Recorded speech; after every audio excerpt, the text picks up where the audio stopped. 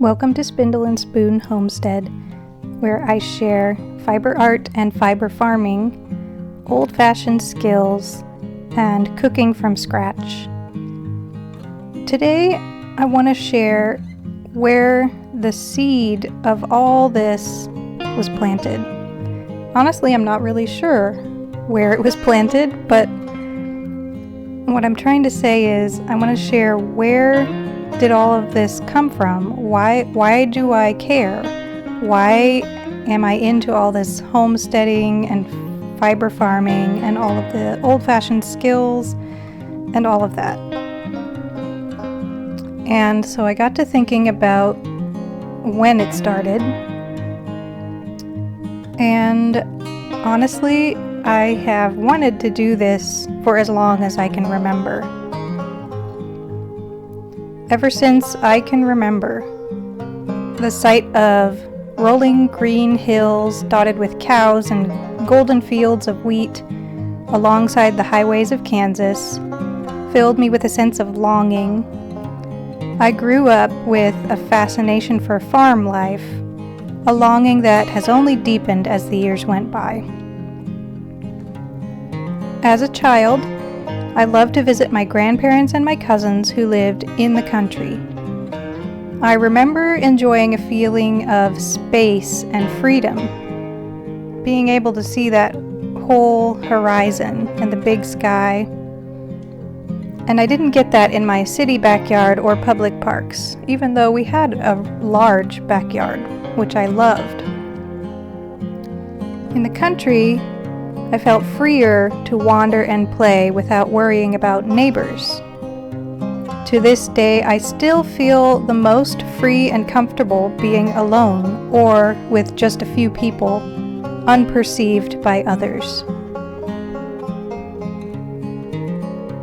Back then, my love for animals knew no bounds, and I was absolutely horse crazy. Eventually, I got my very own Shetland pony. This was a dream come true for a teen living in the city with just about an acre of land. Our home was a haven for all kinds of pets. The pets were my idea, mostly.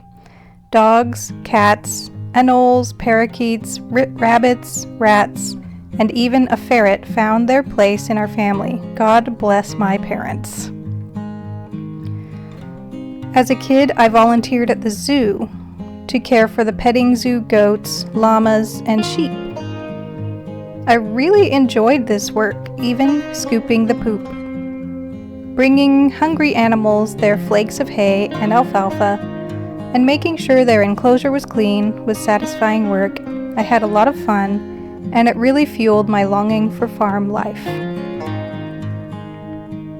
I wasn't just an outdoor kid, though.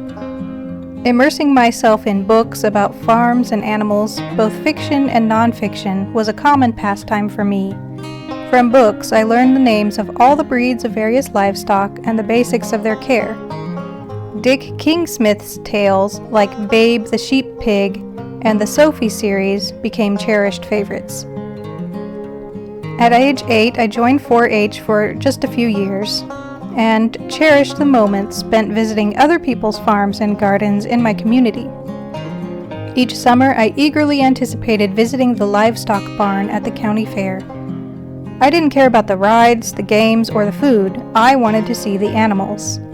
Watching the farm kids in those barns tending to their sheep and goats, I relished soaking in the sights and sounds of rural life. To this day, I still enjoy livestock shows, and they still fill me with longing that my farm doesn't have all the animals.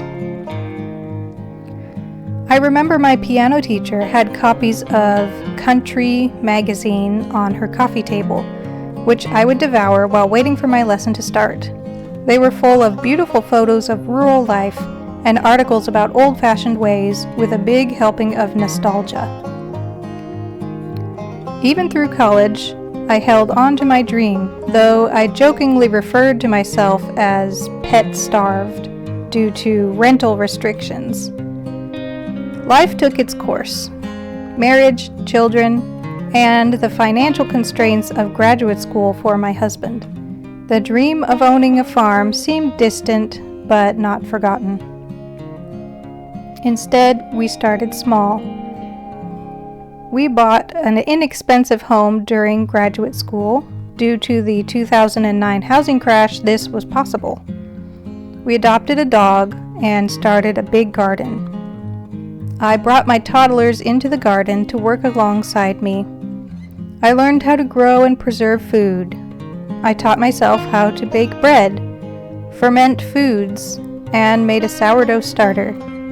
I got a wheat grinder and a meat grinder.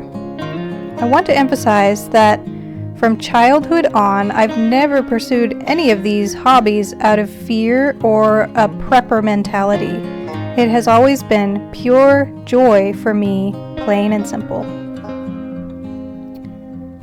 When my husband completed his PhD and secured his first job, we finally took the leap. Our current home, just outside the city limits, may only have 2 acres, but it's the stuff of my dreams. We wasted no time in creating our own little farmstead. We started a garden, planted fruit trees and berries, and welcomed chickens and rabbits into our lives. And in the future, I dream of adding dairy goats to our menagerie. What's more, I've found a way to blend my passion for farming with my love for textiles and crafts, another cherished hobby from my childhood. By raising Angora rabbits and cotton and growing natural dyes in my garden, I've melded my 2 lifelong interests into one fulfilling farm life. Living my dream farm life brings me immeasurable joy. I've never been a thrill seeker. I'm like a hobbit, valuing peace, quiet, and things that grow. Each day I tend to my animals and cultivate my crops with my children and my husband, just like I always imagined I would. Dreams do come true. Thanks for watching Spindle and Spoon Homestead. Please subscribe and like this video for more content about the joy of the homestead life.